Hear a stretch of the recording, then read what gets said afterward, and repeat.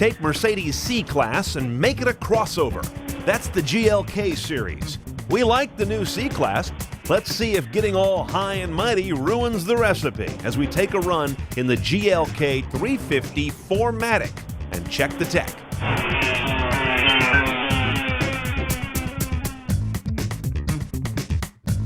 Quite the little modernist environment in here, isn't it? Not the usual kind of bulbous, lavish Mercedes, but more of an angular look. The technology, though, is a little more familiar. That's the current edition of Mercedes Command Interface. It's one that we've always liked. It's really well done. Interface that is in keeping with the caliber of the brand Mercedes. Not every car maker gets that. Enter destination. Do you want to enter town first or street first? Enter town. Please say the name of the town. San Francisco. Loading town list. Is the entry correct? Yes.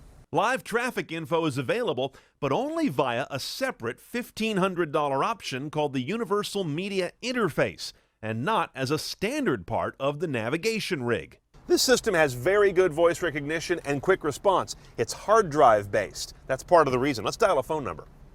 Please say the number. 344-2000. 344-2000.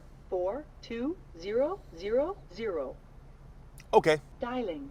Notice I have to use somewhat stilted language. I couldn't have said 344-2000. It didn't get that. Had to spell it out number by number, but not bad. And we also have the familiar Mercedes click and turn interface as part of command in case you don't want to use the voice control and just want to punch those numbers in.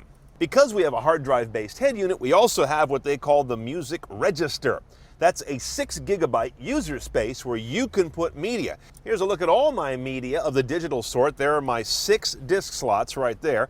Memory card, never liked this one, probably never will, but it's this PCMCIA card slot thingy down here. Media interface. That guy is over here in the glove box.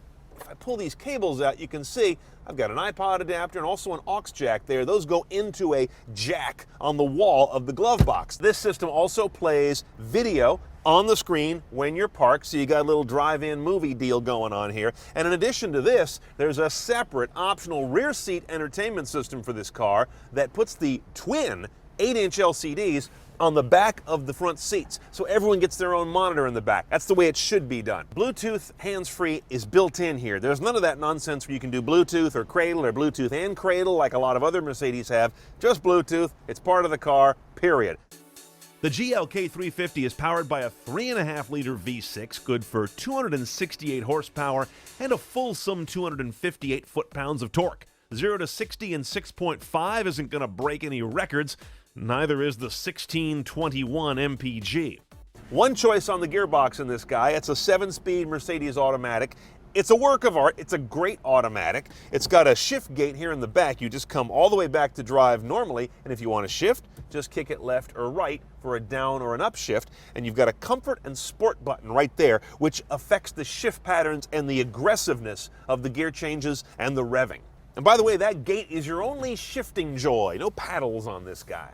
Underway, the GLK just doesn't say Mercedes to me. The ride is too truck-like, and I detect too much of the wrong kind of road feedback. Divider strips, metal grates, and pavement cracks come through crystal clear. On the other hand, you do get the impression this thing is built like an oil drum. Kudos to the standard MB Tex fake leather, perhaps the smartest seat covering in the business. By the way, take a look upstairs. We have the dual pane panorama sunroof. This is an option that comes in the Premium 1 package. You've got a movable panel here and a fixed one for the folks in the back.